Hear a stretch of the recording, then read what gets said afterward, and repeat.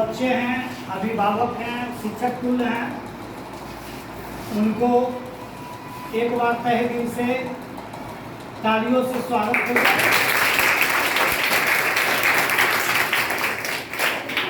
देखिए, किसी भी सभा को सुचारू रूप से चलाने के लिए एक अध्यक्ष संचालनकर्ता की जरूरत होती है और मौसम प्रतिकूल है।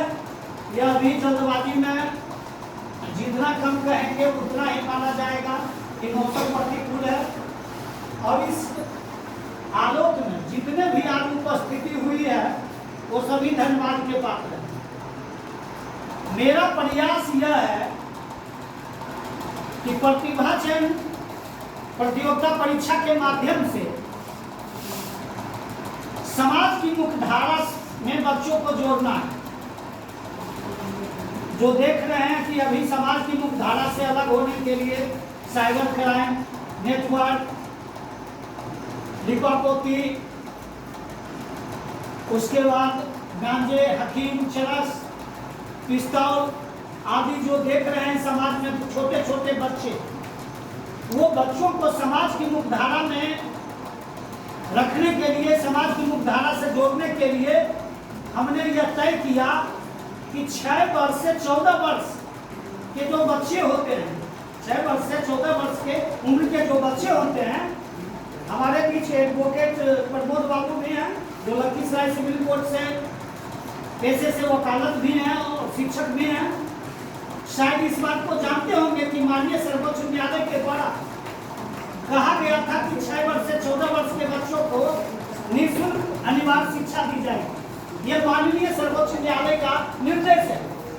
मैं इसी आलोक में सोचा कि हमारे बड़हिया प्रखंड के, बिहार के जो बड़हिया प्रखंड है, जो दाल का कटोरा कहा जाने वाला बड़हिया है, जो दही की चांदनी कहे जाने वाली काली रात है, उस दियारे की मिट्टी जो आदर्श लक्ष्मीपुर है, उस आदर्श लक्ष्मीपुर के मिट्टी को हम लोग मानचित्रों पर रखने का काम करने में लगे हुए हैं। हमने सोचा कि आदर्श लक्ष्मीपुर का नाम कैसे जाएगा, तो इसके लिए छोटे छोटे बच्चों को समाज की मुख्यधारा से जोड़ने के लिए, शिक्षा के लिए प्रेरित करना। और कोई भी गांव, कोई भी कस्बा, कोई भी ग्राम, कोई भी नगर, कोई भी प्रखंड शक्तिशाली, आत्मनिर्भर, उन्नत तभी माना जाएगा जब वहाँ की शिक्षा की बुनियादी ढांचा मजबूत होता है। तो समय बहुत कम है, आपको भी घर जाना है और मुझे 27 तारीख को परिणाम घोषित करना था।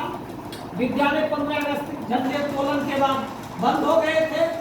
हमने यह निर्णय लिया कि हमारे जो बेटा हैं, हमारे जो बेटियां हैं, उसके बीच हम लोग हंस बोलकर परिणाम घोषित करेंगे और शिक्षकों के बीच परिणाम घोषित होगा और परिणाम में पुरस्कार का कार्यक्रम रखेंगे। 5 सितंबर जो शिक्षक दिवस होता है, उस आलोक के बाद 9 सितंबर के आसपास विद्यालय खुले और अगले 14 सितंबर को हिंदी दिवस था। हमारी भी व्यस्तता थी और कुछ देखे कि वर्षा जो इंद्र भगवान का देख रहे हैं, विकराल रूप बना हुआ है, नहीं चाहते हुए भी हमने तय किया। बबलू सर से आके मिला कि 24 तारीख को रिजल्ट मुझे देना है, चाहे पहाड़ की चट्टानें गिरे, चाहे कोई उपस्थित हो या ना हो। हम प्रमोद सर से भी मिलने का काम किए और सभी लोगों से, जनप्रतिनिधियों से, शिक्षाविदों से, सामाजिक कार्यकर्ताओं से मिलकर आग्रह किया कि हम अपने बेटे और बेटियों को जो प्रतिभा की जौहर दिखाने का काम किया है, जो परीक्षा में अच्छा मार्क्स लाने का काम किया है, उसको हम कुछ नहीं दे सकते, लेकिन शुभकामना दे सकते हैं। यह जो पेन देख रहे हैं, ये पेन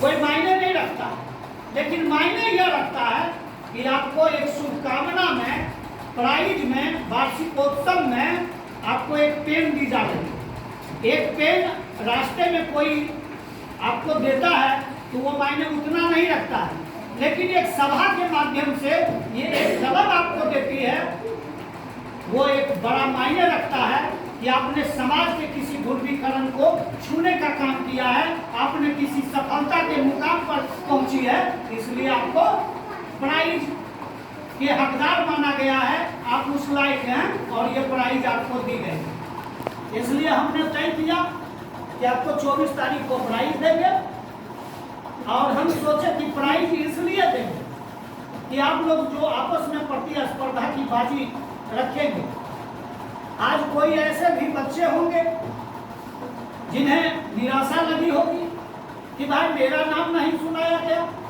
मेरा कहना है कि उन्हें निराश होने की जरूरत नहीं है। कहा गया है कि अश्वमेध का घोड़ा जो बांधता है वही विजय का पात्र होता है। मेरा कहना है कि किसान खेती करता है, अकाल पड़ता है, अकाल पड़ेगा, किसान खेती नहीं छोड़ेगा। आपको इसी तर्ज पर मान के चलना होगा कि हम फाइल करेंगे लेकिन परीक्षा नहीं छोड़ेंगे, पढ़ाई नहीं छोड़ेंगे।